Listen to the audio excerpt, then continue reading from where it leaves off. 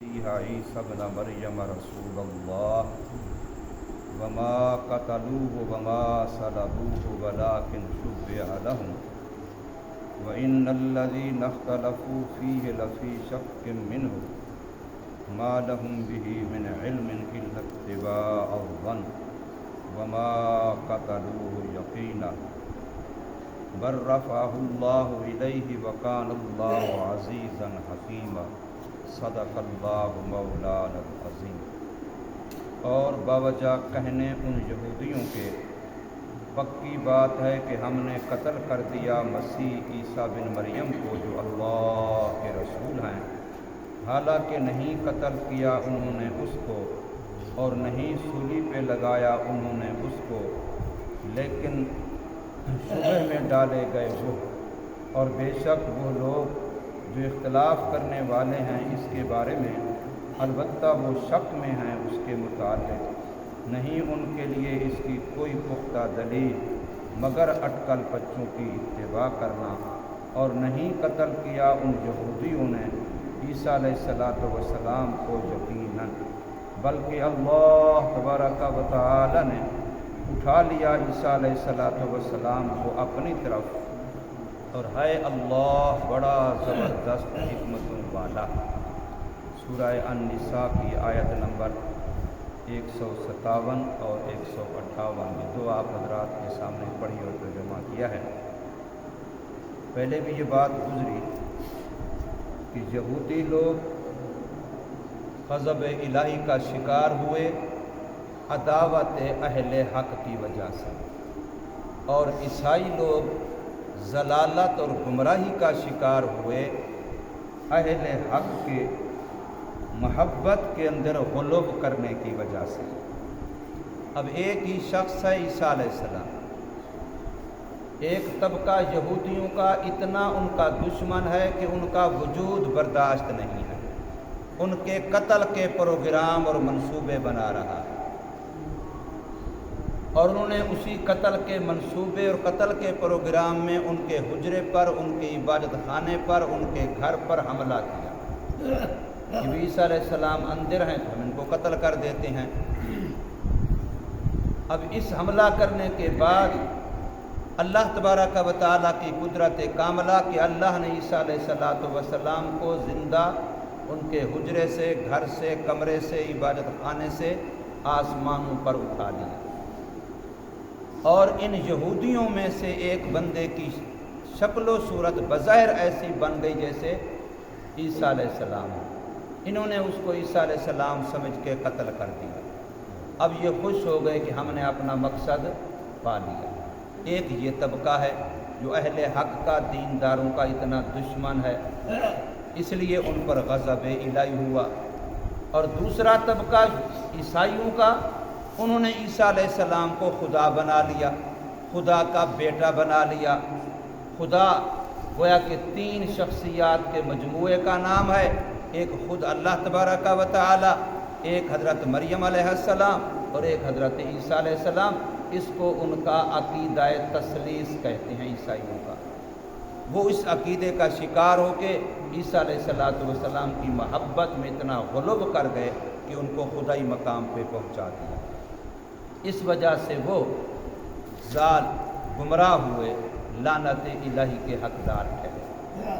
اب یہ دو طبقے، ایک محبت میں غلب کرنے والا اور ایک بغض میں عداوت و دشمنی تک پہنچنے والا، یہ دونوں طبقے اللہ پاک نے قرآن مجید کے اندر، سورۃ فاتحہ کے اندر، الحمد شریف کے اندر ہمیں یہ سمجھایا کہ تم اللہ سے ہدایت مانگو، انعام یافتہ لوگوں کا راستہ مانگو، لیکن یہودی اور عیسائی جو غضب الہی اور ضلالت کا شکار ہوئے، ان دونوں کے راستے سے پناہ مانگو، غیر المغضوب علیہم ولا الضالین۔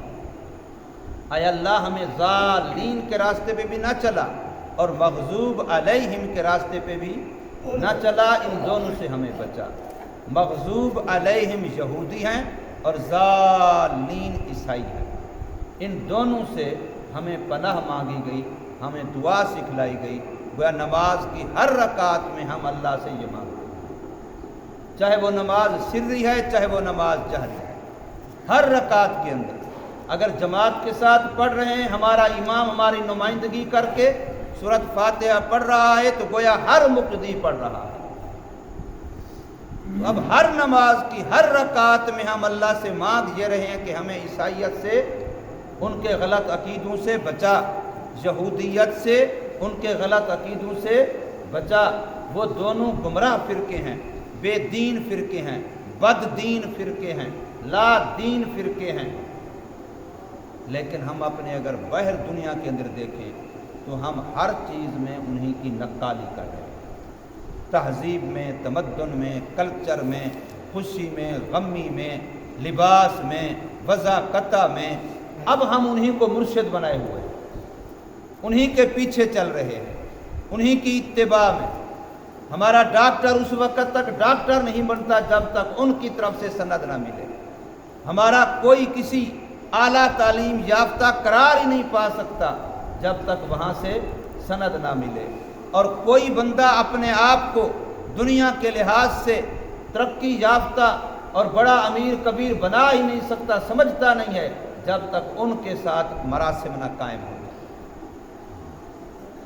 حالانکہ ہم ہر نماز کی ہر رکعت میں اللہ سے یہ مانگ رہے ہیں، مذاق نہیں اور کیا، کہ منہ سے کیا کہہ رہے ہیں اور عمل کیا کر رہے ہیں، منہ سے کیا کہہ رہے ہیں اور عمل کیا کر رہے ہیں۔ اسی قول و فعل کے تضاد کو منافقت کہتے ہیں۔ تو ہم اپنے آپ کے ساتھ منافقت کر رہے ہیں، اللہ سے کہے یہ رہے ہیں کہ ان دونوں سے ہمیں بچا، اور ادھر سارا دن اسی کی محنت ہے کہ کس طریقے سے میرے مراسم اور زیادہ ان کے ساتھ مضبوط ہو جائیں۔ تو یہودیوں کی کوہتائیوں میں سے ایک کوہتائی انبیاء کا قتل تھا۔ بہت سارے انبیاء کو، کل میں نے عرض کیا تھا، ایک دن میں 70 نبیوں کو انہوں نے قتل کیا، جن میں سے حضرت زکریا علیہ السلام، حضرت یحییٰ علیہ السلام، دونوں باپ بیٹا تھے۔ اور یہ جو حضرت عیسیٰ علیہ السلام کا معاملہ ہے، جو اس وقت قادیانیت ہے، مرزائیت ہے، ان کے سارے مذہب کی مدار عیسیٰ علیہ السلام پر کھڑی ہے۔ اور جو اس وقت نصارہ عیسائی دنیا ہے، ان کے مذہب کی مدار بھی عیسیٰ علیہ السلام پر کھڑی ہے۔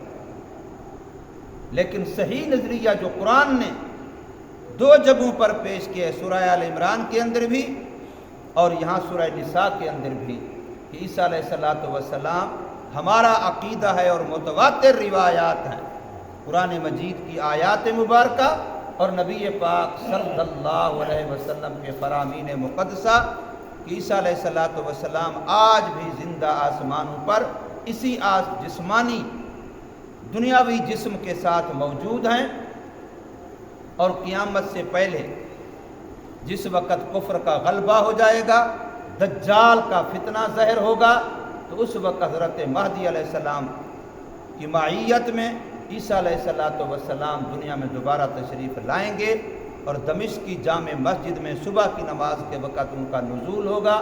پوری تفصیل ہے کہ اس طرح کا لباس پہنا ہوا ہوگا، یہ وقت ہوگا، مہدی علیہ السلام اسی مسجد میں موجود ہوں گے، نماز صبح تیار ہوگی، بالکل جماعت ہونے کو ہوگی کہ عیسیٰ علیہ السلام تشریف لائیں گے۔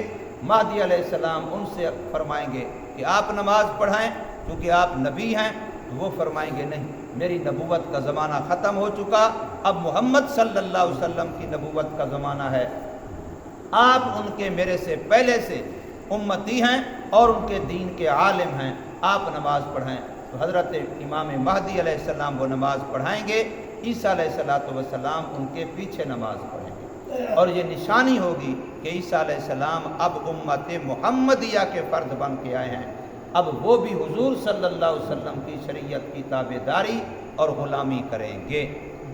اور پھر یہ دونوں حضرات مقام لد پر دجال کو قتل کریں گے، اور اس کے بعد دجالی فتنے کا خاتمہ ہوگا اور اسلام کا بول بالا ہوگا، اور دنیا میں صرف اور صرف اسلام ہی مذہب رہے گا، اس کے علاوہ کفر کا مکمل خاتمہ ہو جائے گا۔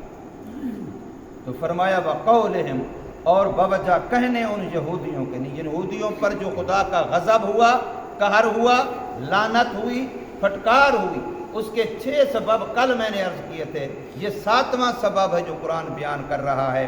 وقولہم، اور بوجہ کہنے ان یہودیوں کے انا قتلنا المسیح، بے شک ہم نے قتل کر دیا مسیح کو جو عیسیٰ ابن مریم ہیں، اللہ کے رسول ہیں۔ یاد رکھیے مسیحی لقب عیسیٰ علیہ السلام کا بھی ہے اور مسیحی لقب دجال کا بھی ہے۔ مسیحی دجال کو بھی کہتے ہیں، حدیثوں کے اندر ہمیں جو دعائیں سکھلائی گئی ہیں وہاں لفظ ہے مسیحی دجال، تو مسیحی لقب دجال کا بھی ہے اور مسیحی لقب عیسیٰ علیہ السلام کا بھی ہے۔ مسیح اصل میں کہتے ہیں پیدل زیادہ چلنے والے کو، جو پیدل زیادہ چلے اسے مسیح کہتے ہیں۔ مسیح کا معنی چھونا ہوتا ہے، اور اسی طریقے سے مسیح کا ایک معنی یہ بھی کیا گیا ہے کہ جو پاؤں ہے انسان کا، اس کا درمیان عموماً اونچا ہوتا ہے، زمین پر نہیں لگتا، لیکن بعض بندوں کے پاؤں ایسے ہوتے ہیں وہ گوشت سے پر ہوتے ہیں کہ ان کا پاؤں پورا زمین پر لگتا ہے، تو جس کا پاؤں پورا زمین پر لگے اس کو بھی مسیح کہتے ہیں عربی زبان میں۔ تو یہاں ان کے زیادہ چلنے کی وجہ سے کہ دجال بھی پوری دنیا کا دورہ کرے گا اور عیسیٰ علیہ السلام بھی پوری دنیا پر محمد صلی اللہ علیہ وسلم کے دین کو دوبارہ زندہ کرے گا، اس لیے ان دونوں کے ساتھ لفظ مسیح بولا جاتا ہے۔ تو اور جو عیسائی ہیں اپنے آپ کے ساتھ مسیح لگاتے ہیں، یہ صرف عیسیٰ علیہ السلام کی طرف نسبت کرتے ہیں، ورنہ ان کے اندر وہ مسیح والا معنی نہیں پایا جاتا، دنیا کے اندر سفر کرنے والا، زیادہ چلنے والا، لیکن یہ صرف ان کی طرف نسبت کی وجہ سے اکثر عیسائیوں کے ساتھ مسیح کا لفظ استعمال ہوتا ہے۔ حالانکہ مسیح جیسے عیسیٰ علیہ السلام کے ساتھ قرآن میں آ رہا ہے، ایسے دجال کے ساتھ بھی حدیث پاک کے اندر آتا ہے۔ تو فرمایا قتل کر دیا، یہودی کہنے لگے ہم نے مسیح ابن مریم کو۔ اب دیکھیں حضرت عیسیٰ علیہ السلام کی نسبت ماں کی طرف کی جا رہی ہے، اگر باپ ہوتا تو پھر یقیناً نسبت باپ کی طرف کی جا رہی ہے۔ کوئی بھی دنیا اس قرآن مجید کے اندر جتنے باقی نبیوں کا تعارف کرایا گیا ہے، کسی کی نسبت ماں کی طرف نہیں ہے، نسبت ہمیشہ باپ کی طرف ہے، نسب باپ سے چلتا ہے۔ بعض لوگوں میں یہ مشہور ہے کہ قیامت میں جب بندے اٹھیں گے کھڑیں گے تو اللہ پاک وہاں ماں کی نسبت سے پکاریں گے، یہ بھی غلط مشہور ہے، وہاں بھی باپ کی نسبت سے ہوگا، فلاں بن فلاں۔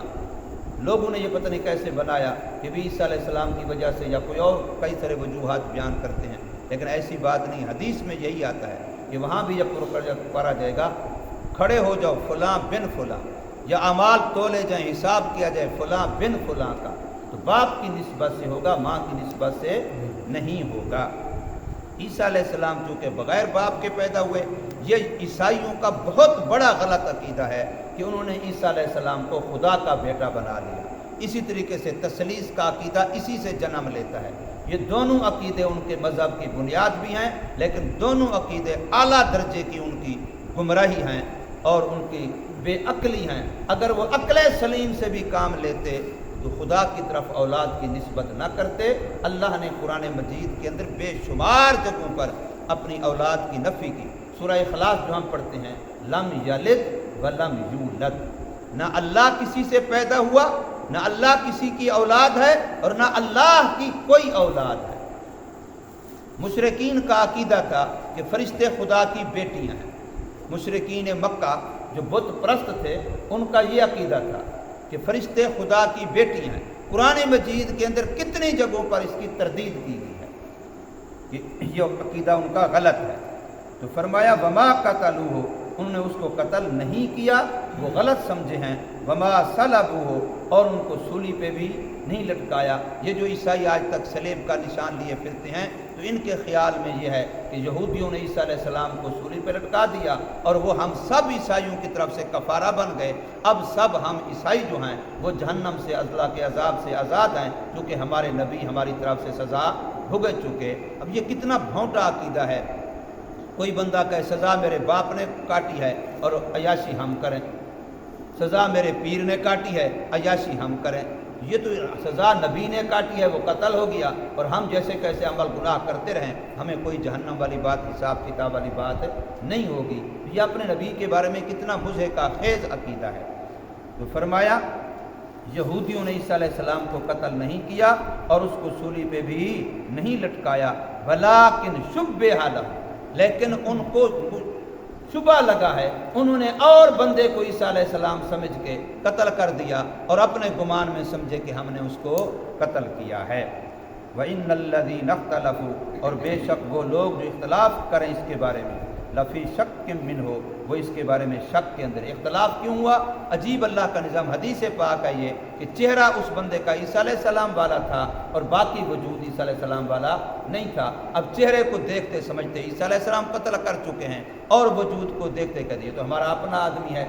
अब कुछ कहें ईसा अलैहिस्सलाम है, कुछ कहें अपना आदमी है। इस वजह से इख्तलाफ किया तो शक व शुबा में पड़े रहे। कुरान कहते हैं मा लहुम बिही मिन इल्म, इस बारे में उनके पास कोई इल्म नहीं है, कोई इल्मी दलील नहीं है।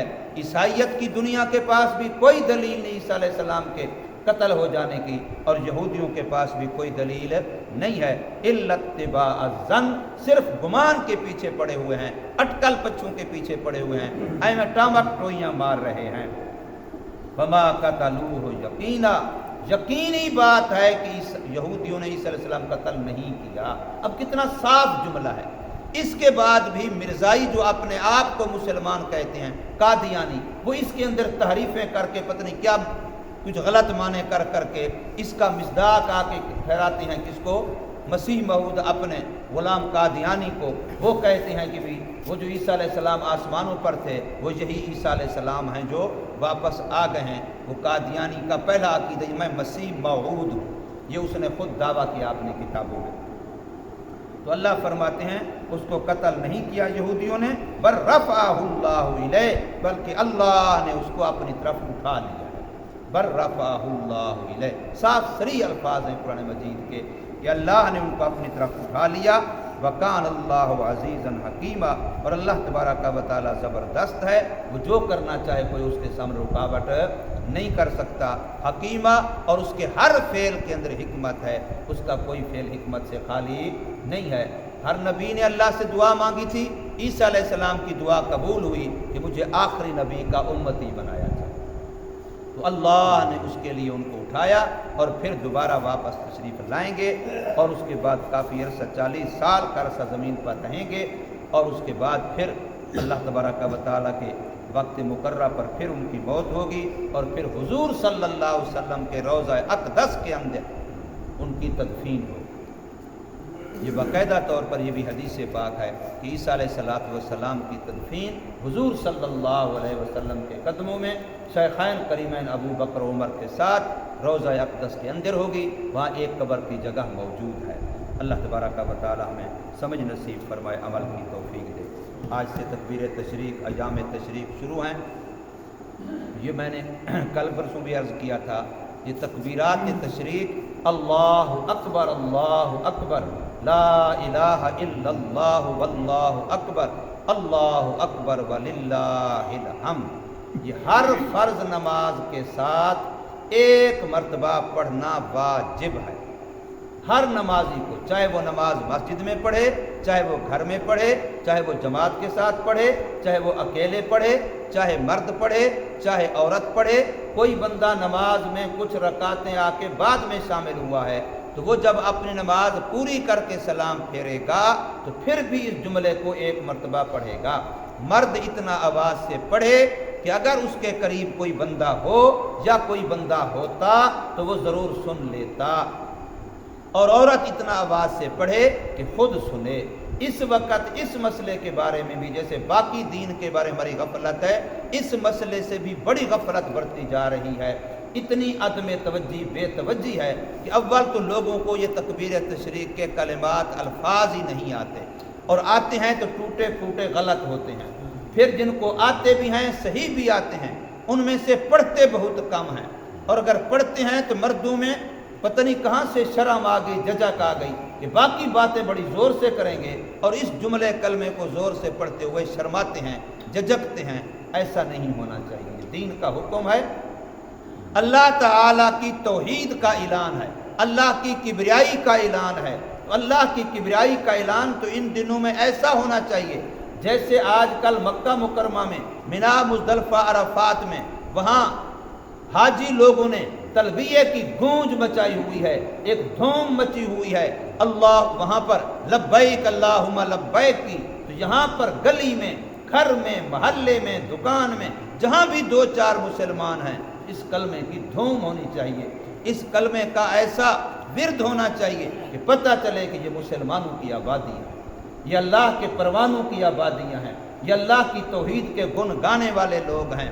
یہ جملہ اللہ اکبر لا الہ الا اللہ واللہ اکبر وللہ الحمد، اس کو کثرت سے آج کل دنوں میں ورد کے طور پر بھی پڑھنا چاہیے، ذکر کے طور پر بھی پڑھنا چاہیے، وظیفے کے طور پر بھی پڑھنا چاہیے، اور ہر فرض نماز کے ساتھ سلام پھیرتے ہی اس پورے کلمے کو ایک دفعہ پڑھنا یہ واجب ہے، ہمیں اس کا ضرور اہتمام کرنا چاہیے۔ اللہ تبارک و تعالی عمل کی توفیق دے۔ الحمدللہ۔